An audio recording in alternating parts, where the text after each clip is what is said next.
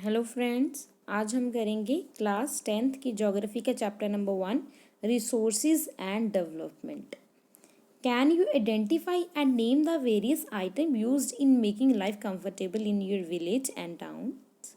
तो आप क्या आइडेंटिफाई कर सकते हो कि कौन कौन से आइटम ऐसी हैं जिन्होंने आपकी लाइफ को बहुत कंफर्टेबल बना दिया है, चाहे आप विलेज में हो चाहे आप टाउन में हो। List the item and name the material used in their making. तो कौन कौन से ऐसा सामान है, मटेरियल, जिसने आपकी लाइफ में कंफर्ट लेकर आया है वो चीज़। Everything available in our environment which can be use to satisfy our need provide it is technological accessible, economical feasible and culturally acceptable can be termed as resource. Resource के बारे में तो हमने 6th क्लास में भी पढ़ा था, resource के बारे में तो हम पढ़ते ही आ रहे हैं। अब हम ग्रोन अप हो गए हैं, 10th क्लास में हो गए हैं, तो अब वही रिसोर्स की डेफिनेशन थोड़ी सी चेंज हो गई है। तो क्या है? Everything available in our environment, जो भी हमारे इन्वायरमेंट में अवेलेबल है, पहली शर्त ये है। और दूसरे बाद जो हमारी नीड को सेटिस्फाई कर सकती है, okay, it is technologically accessible, यानी कि अगर वो सामान है, इन्वायरमेंट में है, तो उसको टेक्नोलॉजिकली उसको एक्सेसिबल भी कर सकें, उसको इकोनॉमिकल हमारे पास इतनी क्षमता भी होनी चाहिए कि हम उसको यूज़ करके उसको ऐसा बना सके कि उसको हम यूज़ कर सके। और कल्चरली एक्सेप्टेबल भी होनी चाहिए, यानी कि सारे जो कल्चर है वहाँ पे किसी को दिक्कत नहीं आनी चाहिए। ये जो ह्यूमन बीइंग है, तो ये डायग्राम को बहुत ध्यान से देखना है। ह्यूमन बीइंग है फिजिकल इन्वायरमेंट, जिसको नेचर और टेक्नोलॉजी और इंस्टीट्यूशन, ये देखो ह्यूमन बीइंग ही ऐसा एक वो है जो कि फिजिकल इन्वायरमेंट को यूज़ करता है, टेक्नोलॉजी को यूज़ करता है और इंस्टीट्यूशन को यूज़ करता है। ह्यूमन बीइंग ही है। ये इंटरडिपेंडेंट रिलेशन दिखाया गया है कि नेचर, टेक्नोलॉजी एंड इंस्टीट्यूशन में कैसे ये इनमें रिलेशन है। द प्रोसेस ऑफ, ये देखो, ये चलो बाद में देखते हैं रिसोर्सेज का। ये देखो, the process of transformation of things available in our environment involve N interactive relationship between nature, technology and institution. ये जो प्रोसेस है जिसमें हम ट्रांसफॉर्मेशन करते हैं थिंग्स की जो अवेलेबल होते हैं इन्वायरमेंट में, कैसे इंटरेक्शन करते हैं उनका नेचर के साथ, टेक्नोलॉजी और इंस्टीट्यूशन के साथ। ह्यूमन बीइंग है वो इंटरेक्ट करती है नेचर के साथ, टेक्नोलॉजी और उनको इंस्टीट्यूट बनाती हैं, एक्सेसिबल बनाते हैं कि इकोनॉमिकल डेवलपमेंट में हिस्सा डालती हैं। फिर वो ह्यूमन बीइंग ही डालते हैं इकोनॉमी में हिस्सा। Do you think that the resources are free gift of nature? क्या आपको पता है ये जो रिसोर्सेज हैं वो फ्री गिफ्ट है नेचर का? It is assumed by many, बहुत लोग इसको यूज़ कर सकते हैं। दे आर नॉट, क्या नहीं? Resources are a function of the human activities. Resources ये फंक्शंस हैं ह्यूमन बींग्स के। तो human beings themselves are essential components of resources. तो सबसे ज़रूरी जो कंपोनेंट है रिसोर्सेज का वो सबसे पहले ह्यूमन बींग ही है। They transform material available in our environment into resources and use them. तो ये इंसान ही है वो जो कि रिसोर्सेज को यूज़ करने के काबिल बनाता है। These resources can be classified in following वे। तो हम अलग अलग वेज में इनको क्या कर सकते हैं, क्लासीफाई कर सकते हैं रिसोर्सेज को। जैसे कि on the basis of origin, on the basis of origin हम इसको कर सकते हैं बायोटिक एंड अबायोटिक। और आगे है ऑन द बेसिस ऑफ एग्जॉस्टेबिलिटी। एग्जॉस्टेबिलिटी के ऊपर हम कैसे रीन्यूएबल और नॉन रीन्यूएबल। और on the basis of ownership में हम कर सकते हैं इंडिविजुअल, कम्युनिटी, नेशन और इंटरनेशनल। तो आगे है डी में है on the basis of status of development, potential, developed, stock and reserve. तो यहाँ पे ग्राफ बहुत अच्छे से समझाया गया है। यहाँ पे देखते हैं रिसोर्सेज को। ये देखो, एक तो होते हैं नेचुरल, एक होते हैं human.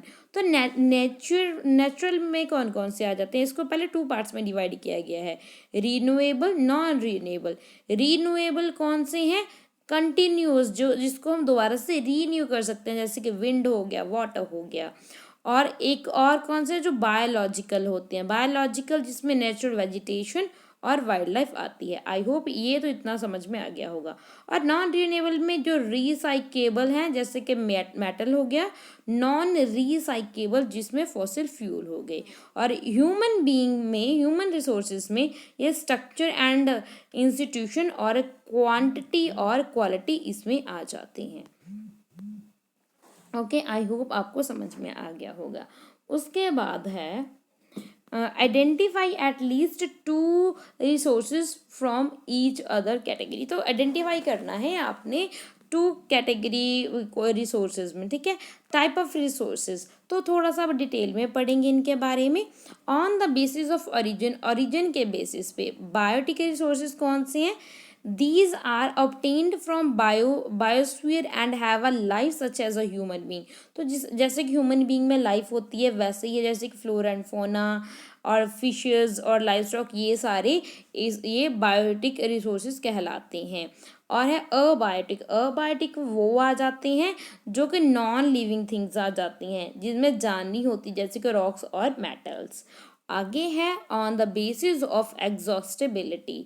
On the basis of exhaustibility में आ जाते हैं रीन्यूएबल रिसोर्सेज। रीन्यूएबल रिसोर्सेज कौन से होते हैं?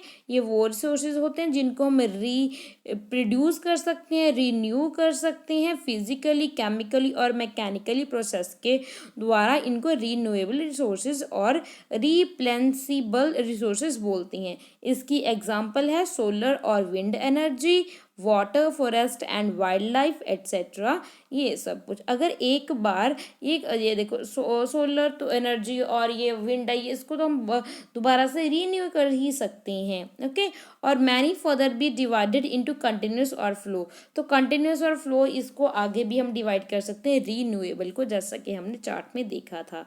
आगे आ जाते हैं non renewable resources. Non renewable resources कौन से होते हैं? These occur over a very long geographical time. ये जो रिसोर्सेज होते हैं ये बहुत लंबे प्रोसेस के बाद बने होते हैं, जैसे कि मिनरल्स और फॉसिल फ्यूल्स इसकी एग्जांपल हैं जो कि नॉन रिन्यूएबल रिसोर्सेज हैं। ये जो रिसोर्सेज हैं इनको मिलियंस ऑफ ईयर्स लगते हैं बनने के लिए। तो कुछ रिसोर्सेज हैं, मेटल्स हैं जो जिसको हम रिसाइकल कर सकते हैं, मगर कुछ ऐसे हैं फॉसिल फ्यूल हैं जिनको हम रिसाइकल उनका नहीं कर सकते और ये ख़त्म हो सकते हैं अगर हम इनका ऐसे ही यूज़ करेंगे। आगे है on the basis of ownership individual resources. Individual resources वो रिसोर्सेज होते हैं जो किसी एक पर्टिकुलर इंडिविजुअल की प्राइवेट प्रॉपर्टी होती है। जैसे कि बहुत से फार्मर हैं, उनकी अपनी लैंड होती है और वहाँ पे उन पे कोई गवर्नमेंट के अगेंस्ट वो मतलब अब रिवेन्यू वगैरह देने से वो कर सकता है ना, अगेंस्ट जा सकता है। जैसे कि विलेजेस में ही है, there are people with land ownership. जैसे कि विलेजर्स होते हैं, उनके पास अपनी लैंड होती है, ऑनर होते हैं, वो उससे मालिक होते हैं। मगर there are many who are landers, मगर बहुत ऐसे भी होते हैं विलेज में लोग जिनके पास लैंड नहीं होती, ज़मीन नहीं होती। अर्बन में भी, अर्बन में, शहरों में भी अगर हम देखें प्लॉट्स होते हैं, हाउस होते हैं, अदर प्रॉपर्टीज़ होती हैं, प्लांटेशन और पैस्चर लैंड्स होगी, पॉन्ड्स हो गए, वाटर वेल्स, ये सब कुछ क्या, ये एग्जांपल है रिसोर्सेज की जो ऑनरशिप और इंडिविजुअल के बेस्ड पे हम बोल सकते हैं। तो इनकी लिस्ट आप बना सकते हो। ओके, अगर कम्युनिटी ऑन्ड रिसोर्सेज, ये वो रिसोर्सेज होते हैं जिसको कम्युनिटी के सभी मेंबर यूज़ कर सकते हैं। जैसे कि विलेजेस की एक कॉमन प्लेस होता है जिस पे वे सभी वो अपने जो गाय भैंस होती है उसको चराने के लिए ग्रेजिंग ग्राउंड रखे जाते हैं। ब्यूरियल के लिए यानी कि दफनाने के लिए, संस्कार करने के लिए अलग ग्राउंड होते हैं। और भी होते हैं जैसे कि विलेजेस के पॉन्ड्स होते हैं, पब्लिक पार्क्स होते हैं, पिकनिक स्पॉट्स होते हैं, ये प्लेग्राउंड, ये सब कुछ अर्बन एरिया में होते हैं। ये सभी क्या हैं, ये हम बोल सकते हैं ये पब्लिक रिसोर्सेज हैं, है ना, कम्युनिटी रिसोर्सेज हैं। आगे आ जाते हैं नेशनल रिसोर्सेज। नेशनल रिसोर्सेज कौन से होते हैं? ये technically all the resources belong to nation. अगर टेक्निकली अगर हम देखें तो सभी रिसोर्सेज ही नेशन से बिलोंग करते हैं। जो कंट्री है उसके पास लीगली पावर होती है कि वो एक प्राइवेट प्रॉपर्टी को भी एक्वायर कर सकती है। You might have seen a road, जैसे कि आपने रोड्स, कैनल्स, ये रेलवेज वगैरह को कंस्ट्रक्ट हुए होते हैं देखा होगा कि जो उस पे जो इंडिविजुअल लोगों की ज़मीन है उनसे उनको ले लेते हैं सरकार, ठीक है। अर्बन डेवलपमेंट में भी आप देखो तो इसको भी जो गवर्नमेंट है उनकी लैंड ले सकती है। जितने भी ये मिनरल्स हैं, वाटर रिसोर्सेज हैं, फॉरेस्ट हैं, वाइल्ड लाइफ है, लैंड विद इन ये पॉलिटिकल बाउंड्रीज के अंदर आते हैं। और ओशियन एरिया के 12 न्यूटिकल माइल्स यानी कि 22.2 किलोमीटर के एरिया तक का जो भी वो है टेरिटरी है उनकी वाटर रिसोर्सेज वो उस नेशन को बिलोंग करती है। यानी कि ये बात थोड़ी सी याद रखनी है, ये वाली है ना। कितना 22.2 किलोमीटर तक का अगर पानी में जो बाउंड्री है वहाँ तक इस किसी नेशन की जाती है, जिसको हम 12 न्यूटिकल माइल्स भी बोल सकते हैं। उसके बाद आता है इंटरनेशनल रिसोर्सेज।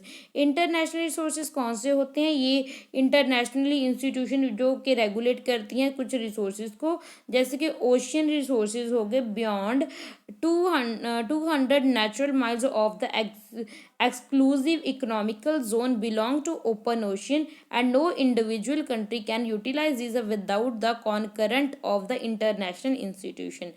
तो जैसे कि बहुत से अब हमारी जगह समुंदर ऐसे हैं जिस पे जो बहुत दूर दूर हैं, ऐसा बताया गया था ना कि 22.2 किलोमीटर तक की एक नेशन को बिलोंग करेंगे और बाकी का जो हिस्सा है वो अगर यूज़ करेंगे तो वो इंटरनेशनली इंस्टीट्यूशन की परमिशन के बिना कोई भी उसको यूटिलाइज नहीं कर सकता। कोई भी नेशन अपने फ़ायदे के लिए यूज़ नहीं कर सकता उस पर्टिकुलर प्लेस को, ओशन को।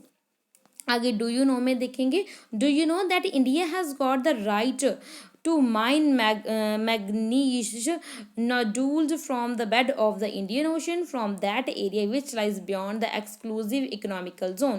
Identify some of the other resources which are internationally in nature। जैसा कि आपको पता है जो माइन मैग्नीज है, नोडुल्स है, उसको हम इंडियन ओशन के बेड से हम ले सकते हैं, ये हमारा राइट बनता है। ओके आगे on the basis of a status of development के ऊपर कौन कौन सी है? एक है पोटेंशियल रिसोर्सेज। पोटेंशियल रिसोर्सेज कौन से होते हैं? ये वो रिसोर्सेज होते हैं जो एक पर्टिकुलर एक क्षेत्र में पाए जाते हैं मगर इसको अभी तक हमने यूटिलाइज नहीं किया। इसकी एग्जांपल है जैसे कि वेस्टर्न पार्ट ऑफ इंडिया में पर्टिकुलर राजस्थान और गुजरात में देखा जाए वहाँ पे जो डेवलपमेंट ऑफ विंड और सोलर एनर्जी अच्छे से हो सकती है मगर यहाँ पे अभी तक प्रॉपरली यहाँ पे डेवलपमेंट नहीं की गई क्योंकि राजस्थान और गुजरात में बहुत हवाएं और राजस्थान में पर्टिकुलरली वहाँ पे आपको सूरज की बहुत ज़्यादा तेज धूप देखने को मिल सकती है जिससे आप इलेक्ट्रिसिटी प्रोड्यूस कर सकते हो, उसका यूज़ कर सकते हो। देन डेवलपमेंट रिसोर्सेज, ये वो रिसोर्सेज आते हैं जो which are surveyed and their a quality and quantity have been determined for a utilization. ये वो रिसोर्सेज हैं जिसमें इनकी क्वालिटी और क्वांटिटी को डिटरमाइन किया जाता है यूटिलाइजेशन के लिए। ये डेवलपमेंट होती है जो रिसोर्सेज की वो डिपेंड करती है टेक्नोलॉजी और level of a feasibility. Feasibility यानी कि कितनी हमारे पास ताकत है। ओके आगे है स्टॉक पे बेस्ड।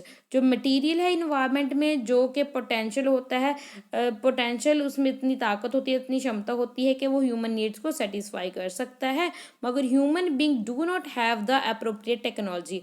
मगर ऐसा भी हो सकता है मगर ह्यूमन बींग के पास वो टेक्नोलॉजी नहीं है कि वो उसको कैसे एक्सेस करे।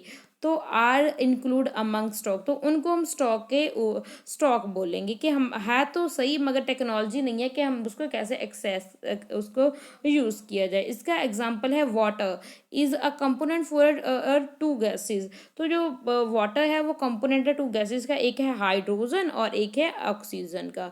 हाइड्रोजन है वो तो यूज़ की जाती है रिच रिसोर्स ऑफ एनर्जी के तौर पे मगर हमें ये नहीं पता, एडवांस टेक्नोलॉजी ये नहीं पता how to know the use of it it for purpose, मतलब इसका यूज़ कहाँ पे करें, हाइड्रोजन है, हाइड्रोजन का यूज़ कहाँ पे करें, तो इसीलिए इसको हम एक स्टॉक का नाम दे सकते हैं, स्टॉक रिसोर्स है ये एक।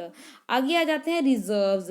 Reserves are the subset of the stock, ये सबसेट होते हैं स्टॉक का, which can be put into use with the help of existing technology, जो कि एग्जिस्टिंग पहले से ही हमारे पास टेक्नोलॉजी है, हम जान सकते हैं कि कैसे इसका यूज़ किया जाए, मगर अभी किया स्टार्ट नहीं किया।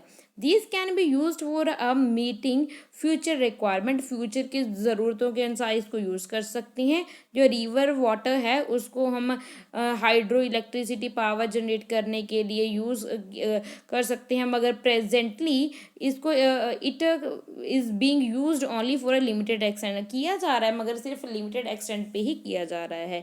ये जो वाटर होता है डैम्स में, फॉरेस्ट्स में, ये reserve which can be used in the future, जिसको हम फ्यूचर में यूज़ कर सकते हैं। आगे आती है एक्टिविटी। एक्टिविटी में क्या है, एक्टिविटी में है prepare a list of stock and reserve resources that you are familiar with from your local area. आगे है डेवलपमेंट ऑफ रिसोर्सेज, रिसोर्सेज की कैसे डेवलपमेंट हो सकती है। Resources are vital for human survival as well as for maintaining the quality of life, तो जो resources हैं वो बहुत इंपॉर्टेंट होते हैं ह्यूमन के सर्वाइवल के लिए, और ये एक लाइफ की क्वालिटी को मेंटेन करने के लिए भी बहुत ज़रूरी होते हैं resources. It was believed that the resources are a free gift of nature, ऐसा बोला जाता है जो नेचर है, नेचर के फ्री गिफ्ट होते हैं resources. As a result human being used them indiscriminately and this had led to a following major problem. तो पहले तो ऐसा लगता था कि भाई फ्री गिफ्ट है, भाई चलो जी ना मौज करो, तो इस इनडिस्क्रिमिनेटली यानी कि अन्य वहाँ की तरह तो इसको बस रेकलेसली हम यूज़ कर रहे हैं इन रिसोर्सेज को, जिससे बहुत सी प्रॉब्लम खड़ी हो गई हैं, जैसे कि डिप्लेशन हो रहा है रिसोर्सेज का for satisfying greed of the new individual, क्योंकि ये पहले अब ग्रीड बढ़ गया है इंसान का, ठीक है, जिसके कारण इसका डिप्लेशन हो रहा है, यानी कि ख़त्म हो रहे हैं। Accumulation of resources in a few hands, ये रिसोर्सेज सिर्फ थोड़े से ही अमीर लोगों के हाथ में ही रह गए हैं, which in turn are divided the society into two segment, जिससे जो सोसाइटी है उसको टू पार्ट्स में डिवाइड हो गया है। जिनके पास है एक वो पार्ट है और एक वो है जिनके पास नहीं है, यानी कि रिच और पुअर वाला सिस्टम बन गया है। तो ये एक्टिविटी है imagine if the oil supply get exhausted one day. Imagine करो अगर एक दिन के लिए जो ऑयल है, पेट्रोल है, वो नहीं है तो क्या होगा, क्या होगा कि अपनी लाइफ स्टाइल सोच के देखियो, है ना। Plan a survey in your colony village to investigate people's attitude toward the recycle of the domestic agriculture wastes, ask question about, तो भाई एक सर्वे करना है आपने अपनी कॉलोनी में, विलेज में, और रिसाइकल के बारे में पूछना है, रिसाइकलिंग के बारे में, जाने के कैसे हम सामान को दोबारा से यूज़ कर सकते हैं, उनसे क्वेश्चन पूछनी है, जैसे कि what do they think about resources they use, तो क्या सोचते हो अपने उन रिसोर्सेज के बारे में जिसको आप यूज़ कर सकते हो। सेकेंड क्वेश्चन आपने पूछना है what is their opinion about their waste and its utilisation, तो वेस्ट एंड यूटिलाइजेशन के बारे में उनका ओपिनियन पूछना है, और कॉलेज योर रिजल्ट, और उसको सारे को इकट्ठा करना है जो भी आपका रिजल्ट होगा। Then indiscrimination exploitation of resources has led to a global economical crisis, तो इससे क्या हुआ, ग्लोबल इकोनॉमिकल क्राइसिस भी आए हैं, ग्लोबल वार्मिंग भी हुई है, जोन लेयर में डिप्लेशन हो गई है, इन्वायरमेंट पोल्यूशन बहुत बढ़ रहा है, और लैंड डिग्रेडेशन हो रहा है। Okay, and equitable distribution of resources have become essential, तो ये इक्विटेबल डिस्ट्रीब्यूशन होनी चाहिए रिसोर्सेज की, ये भी बहुत ज़रूरी हो गया है सस्टेनेबल क्वालिटी और ग्लोबल पीस के लिए। If the present trend of the resources depletion by the few individual and countries continues the future of our planet is in danger, तो अगर थोड़े से ही कंट्रीज़ के नेशन के हाथ में ही ये रिसोर्सेज आ जाएंगे तो आने वाले समय में ये पूरी धरती, हमारा प्लानट खतरे में पड़ सकता है। इसलिए ज़रूरत है ये जो रिसोर्सेज हैं वो उनके लिए एक प्लानिंग होनी चाहिए, ये बहुत ज़रूरी है कि कैसे इनको सस्टेन करके रखें, exist for all form of life, ताकि भी सभी फॉर्म ऑफ लाइफ इसको यूज़ कर सकें। Sustainable existence is a component of a sustainable development. Sustainable development एक बहुत ही इम्पॉर्टेंट इन्वायरमेंट के तौर पे माना जाता है कि सस्टेनेबल डेवलपमेंट करनी चाहिए, ठीक है, सस्टेनेबल डेवलपमेंट करनी चाहिए, यानी कि हम भी यूज़ करें तो ऐसे यूज़ करें कि आने वाली जो जनरेशन है वो भी इसको यूज़ कर ले। ऐसा ना हो कि आप ही सारा कुछ कर लो और आने वाली जो जनता है, हमारे फ्यूचर जनरेशन है, उनके लिए कुछ बचे ही ना। सस्टेनेबल डेवलपमेंट के बारे में यहाँ पे बताया गया है। Sustainable economical development means development should take place without damaging the environment. हमने डेवलपमेंट करनी है मगर इन्वायरमेंट को डैमेज किए बिना। And development in the present should not compromise with the needs of the future generation. मगर डेवलपमेंट हमने ऐसे करनी है कि हमने कॉम्प्रोमाइज़ नहीं करना कि फ्यूचर जनरेशन के साथ। ओके, आगे है Rio de Janeiro environment summit 1992। Important है ये, देखते हैं क्या है। इन जून 1992 more than 100 heads of the states met in Rio de Janeiro in Brazil. Brazil में 100 से भी ज़्यादा स्टेट्स के हेड मिलते हैं 1992 में। For the first international earth summit, international earth summit होती है। ये summit was a convened for addressing a urgent problem of environment protection and social economical development at the global level. तो क्या जी इसमें क्या था कि वो प्रॉब्लम्स देखेंगे इन्वायरमेंट को में कौन सी प्रॉब्लम्स आ रही हैं, कैसे प्रोटेक्शन करनी है, इकोनॉमिकल डेवलपमेंट कैसे होगा, इकोनॉमिकल डेवलपमेंट कैसे हो सकता है, ये सब कुछ ग्लोबल लेवल पे देखा जाएगा। इस जो ये हुआ था रायो डी जेनेरियो अर्थ समिट 1992 में। The assembly leaders signed the declaration on global climate change and biological diversity. तो यहाँ पे जो लीडर्स थे उन्होंने सिग्नेचर किए किस पे, declaration of global climate change and biological diversity के ऊपर। Okay, the Rio Convention endorsed the Global Forest Principle and adopted Agenda 21 for achieving the sustainable development in 21st century। तो उन्होंने ये एजेंडा रखा था कि 21st सेंचुरी में वो सभी अचीव कर लेंगे सस्टेनेबल डेवलपमेंट का एजेंडा। तो ये एजेंडा 21 है क्या? एजेंडा 21 है, it is the declaration signed by the world leaders. तो जो वर्ल्ड के लीडर्स थे उन्होंने ये एजेंडा को साइन किया 1992 में at the United nation conference on the environment and development, UNCED। तो फुल फॉर्म भी आपको पूछी जा सकती है, United nation conference and environment and development which took place in Rio de Janeiro, Brazil। It aims at achieving global sustainable development। उसका गोल क्या था कि सस्टेनेबल डेवलपमेंट करनी है हमने ग्लोबली।